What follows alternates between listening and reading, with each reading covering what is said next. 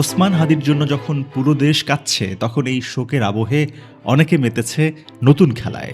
অনুসন্ধানী সাংবাদিক জুলকার নাইন সায়ের এ বিষয়ে দিলেন ভয় জায়গা নিয়ে তথ্য। শুক্রবার সন্ধ্যায় সামাজিক যোগাযোগ মাধ্যমে একটি লেখা পোস্ট করেন এই সাংবাদিক। তিনি লিখেন, আগামীকাল ওসমান হাদির জানাজাকে কেন্দ্র করে সারা দেশ থেকে লোক জড়ো করে বিপ্লবী সরকার গঠনের ষড়যন্ত্র করছে একটি চক্র। জানাজার নামে লোকসমাগম ঘটিয়ে এরা মূলত ধ্বংসাত্মক কার্যকলাপ চালাতে চেষ্টা করবে, যার অংশ হিসেবে বিদেশি দূতাবাসে হামলা এবং বিভিন্ন সরকারি স্থাপনায় হামলার চেষ্টা করা হতে পারে। তিনি আরও এই ধারাবাহিকতায় 30-31 ডিসেম্বর গুম কমিশনের মাধ্যমে আরও কিছু সামরিক কর্মকর্তার নাম ঘোষণা করে সার্বিক পরিস্থিতি আরও জটিল করে তুলতে চেষ্টা করবে এই চক্র।